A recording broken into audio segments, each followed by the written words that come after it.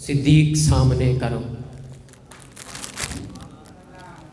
ادو چال پر صدیق سامنے کرو، اور منافقوں کی چال پر صدیق سامنے کرو۔ عدو کے ہر سوال پر صدیق سامنے کرو، منافقوں کی چال پر صدیق سامنے کرو، اور شیطان ذہن میں جو کوئی ڈالتا ہے وسوسہ، شیطان ذہن میں جو کوئی ڈالتا ہے وسوسہ، خیال ہی خیال میں صدیق سامنے کرو۔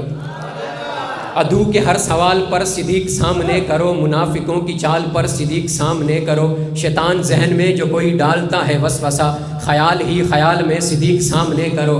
اور ابو جہل جو مانتا نہیں معراج کا سفر، ابو جہل جو مانتا نہیں معراج کا سفر، تو ایسی صورتحال میں صدیق سامنے کرو، تو ایسی صورتحال میں عدو کے ہر سوال پر صدیق سامنے کرو، منافقوں کی چال پر صدیق سامنے کرو، شیطان ذہن میں جو کوئی ڈالتا ہے وسوسہ، خیال ہی خیال میں صدیق سامنے کرو۔ ابو جہل جو مانتا نہیں معراج کا سفر، تو ایسی صورتحال میں صدیق سامنے کرو۔ اور نبی کی سمت گر کوئی سانپ آ رہا ہو تو، نبی کی سمت گر کوئی سانپ آ رہا ہو تو، مسلمانوں ڈھال میں صدیق سامنے کرو، مسلمانوں ڈھال میں صدیق سامنے کرو۔ اور آخری جملہ پڑھنے لگا ہوں، اگر سمجھ آ جائے تو محبت کے ساتھ ہاتھوں کو بلند کر کے کہیے گا کہ عدو کے ہر سوال پر صدیق سامنے کرو، منافقوں کی چال پر صدیق سامنے کرو، شیطان ذہن میں جو کوئی ڈالتا ہے وسوسہ، خیال ہی خیال میں صدیق سامنے کرو۔ ابو جہل جو مانتا نہیں معراج کا سفر، تو ایسی صورتحال میں صدیق سامنے کرو۔ نبی کی سمت گھر کوئی سانپ آ رہا ہو تو، مسلمانوں ڈھال میں صدیق سامنے کرو۔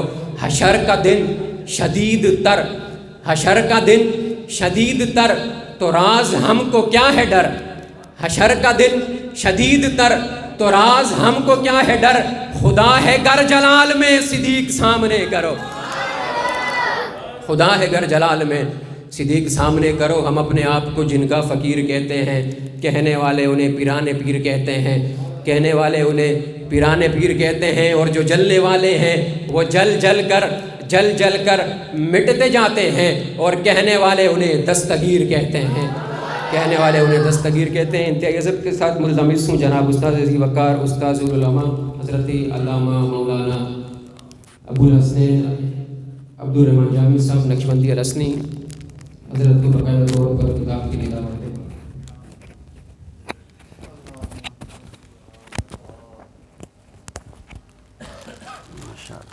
نصلي ونسلم على رسوله الكريم أما بعد فأعوذ بالله من الشيطان الرجيم بسم الله الرحمن الرحيم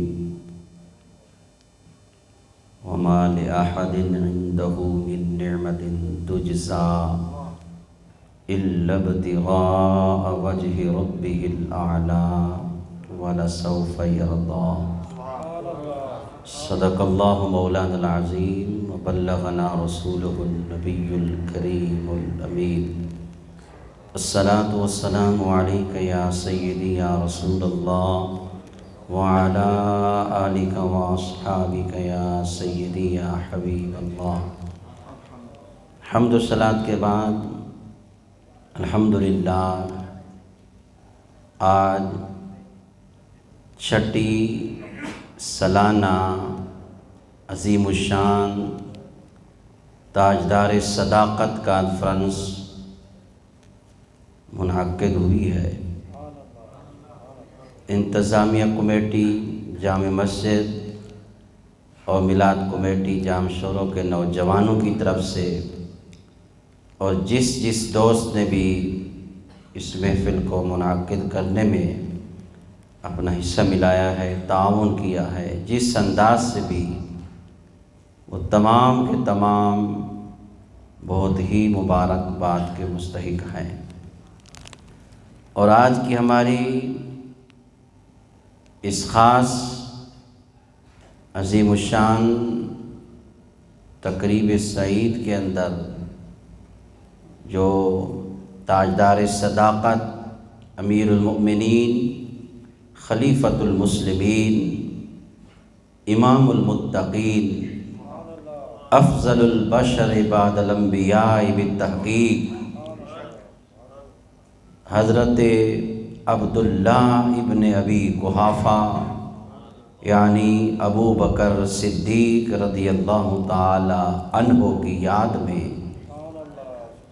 اور ہماری خوش نصیبی ہے یہ کہ آج کی اس عظیم الشان محفل کے مہمان خاص اور مقرر خاص سید السادات فخر اہل سنت پیر طریقت رہبر شریعت حضرت علامہ مولانا پیر سید خرم ریاض شاہ صاحب دامت برکاتہم العالیہ، آپ نے خاص کرم فرمایا اپنی بہت ہی مصروفیت کے باوجود اور نقاہت کے باوجود اور سفر کے باوجود آپ نے خاص کرم فرمایا اور آج کی اس محفل میں ہمیں خاص وقت عنایت فرمایا۔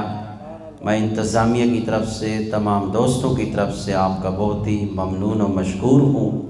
اللہ تعالیٰ آپ کو صحت کاملہ عاجلہ عطا فرمائے، اللہ تعالیٰ آپ کے علم میں، عمر میں، صحت میں برکتیں عطا فرمائے، اور آپ جس مشن کو لے کے چل رہے ہیں اللہ آپ کو اس میں کامیابی عطا فرمائے۔ ابھی میں سوچ رہا تھا، اور حضرت کا ذکر اکثر ہمارے اساتذہ کرتے رہتے ہیں جب مدرسے میں ہم بیٹھتے ہیں، کیونکہ حضرت ہر مہینے لاہور سے تشریف لاتے ہیں، اور دل میں خیال ہی آ رہا تھا کہ کس لیے آتے ہیں، کون سا جرم تھا۔ لوگ اپنی مقدموں کی تاریخوں پر آتے ہیں، کوئی کس جرم میں آتا ہے، کوئی کس جرم میں آتا ہے، کیا سوچ کے آتا ہے، اور شاہ صاحب کا جرم کیا ہے؟ جنہوں نے ناموس رسالت پہ پہرا دیا، بس یہی جرم تھا اور وہ مقدمہ بن گیا۔ ابھی آپ کے دماغ میں شاید یہ بات آتی ہوگی یا نہیں، میں تو اپنے دل کی بات کر رہا ہوں، اور ویسے بھی آل رسول ہیں، ان کی تعریف کریں تو ویسے بھی ہمارے لیے بخشش کا ذریعہ ہے۔ تو یہ کوئی تعریف نہیں ہے، یہ حقیقت ہے کہ جب سے شاہ صاحب آ رہے ہیں اور گھر سے چلتے ہوں گے تو میں یقین سے کہتا ہوں کہ مصطفیٰ کی خاص نگاہ ہوتی ہو۔ دیکھیں نا بھئی، دیکھیں بڑھاپا، لاہور کا سفر، سردی گرمی۔ ابھی عاطف صاحب سے میں پوچھ رہا تھا کہ وہ دھرنا 2017 میں، دیکھیں نا اس ٹائم سے حضرت پہ وہ مقدمہ چل رہا ہے۔ کوئی کیا جرم تھا؟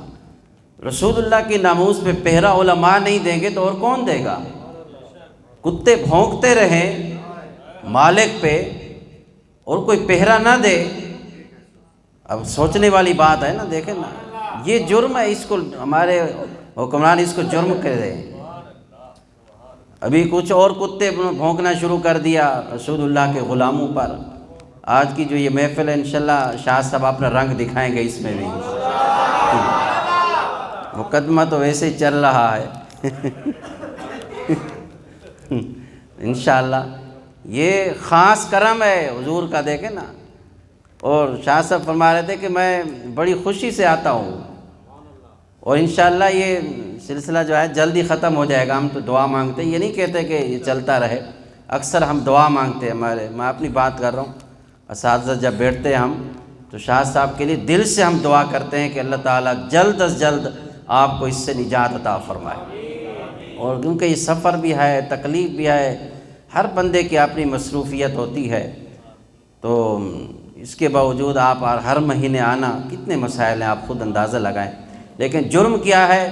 ناموس رسالت پہ پہرا دیا اور گستاخوں کو جواب دیا، اور ایسا جواب دیا کہ اتنے سال ہو گئے ہیں ابھی تک ان سے وہ ہضم نہیں ہو رہا۔ یہ تو رسول اللہ کے غلاموں کی یہ شان ہے، ان کی زبان میں وہ تاثیر اور وہ پاور ہے کہ یہ بات ان سے ہضم نہیں ہو سکی۔ تو جن کا آج ذکر ہم کرنے لگے ہیں، اور پھر کس کی زبان سے ہوگا یہ بھی آپ نے ذہن کے اندر رکھنا ہے۔ آج کچھ لوگ دعویٰ کرتے ہیں کہ ہم آل رسول سے ہمیں پیار ہے، اہل بیت سے ہم محبت کرتے ہیں، تو اہل بیت سے ہی سوال ہوتا رہا، ان سے پوچھتے رہے لوگ کہ آپ صدیق کے بارے میں کیا نظریہ رکھتے ہیں۔ حضرت امام جعفر صادق سے جب پوچھا گیا تو آپ نے جو جوابات دیے ہیں وہ بھی آپ نے سنے ہیں۔ تو آج انہی کی اولاد کے ایک فرد سید السادات اس صدیق اکبر کی شان جب اپنی زبان سے سنائیں گے تو انشاءاللہ ہمارا ایمان تازہ ہوگا۔ دیکھیں نا، یہ لوگوں کے گمراہ کرنے کا ایک ذریعہ ہے۔ یہ تو ایک عام سا بندہ بھی نہیں سوچ سکتا کہ صدیق اکبر ہو اور مصطفیٰ کی پیاری بیٹی سیدہ طیبہ طاہرہ خاتون جنت سلام اللہ علیہا، ان کے بارے میں وہ اس طرح کی کوئی حرکات کر سکتے ہیں جو لوگ بکواس کرتے ہیں؟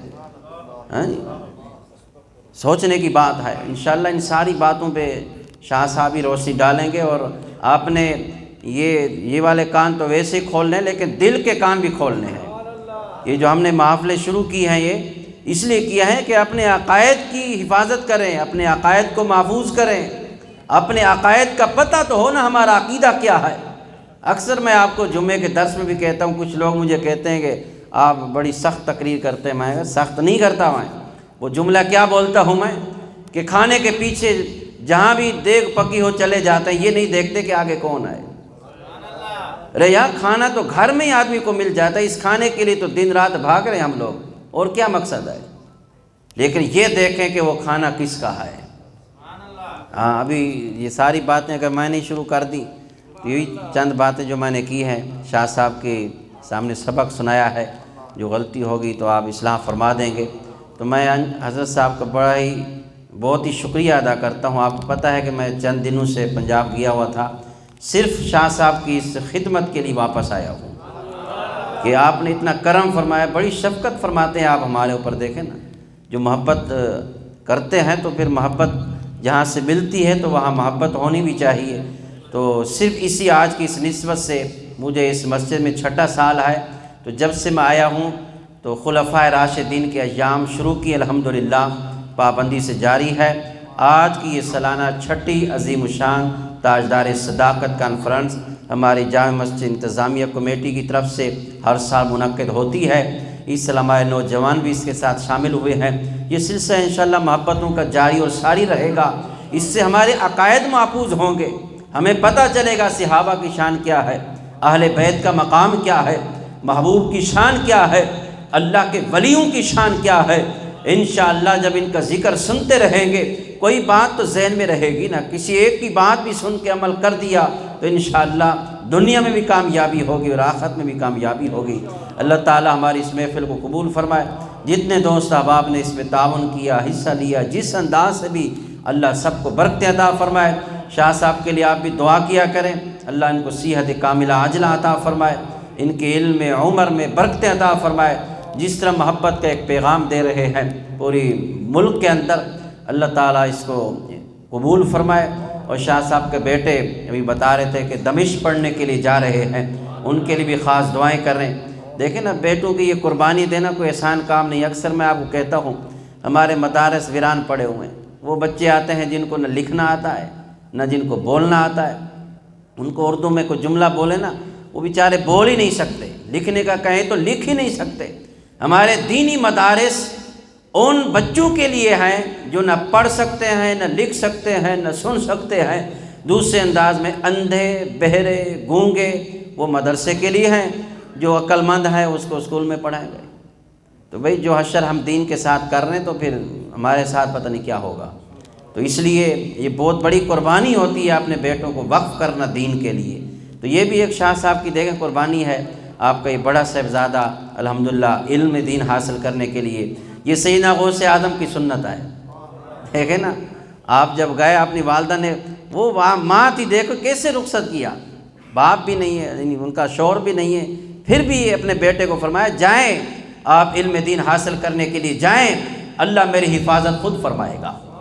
تو وہ مائیں تھیں جنہوں نے اپنی اولاد کی تربیت اس انداز سے کی، تو پھر وہ غوث اعظم بنے ہیں نا، جن کا نام لیں تو مشکلیں حل ہو جاتی ہیں۔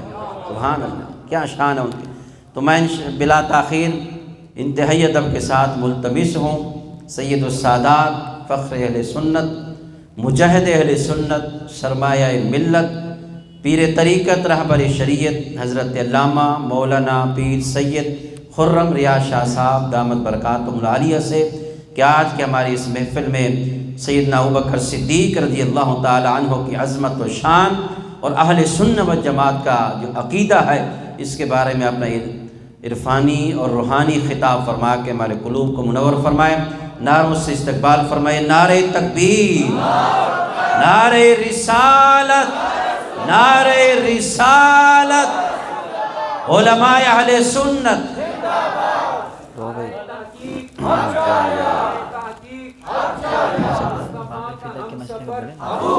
بتا دیتا ہوں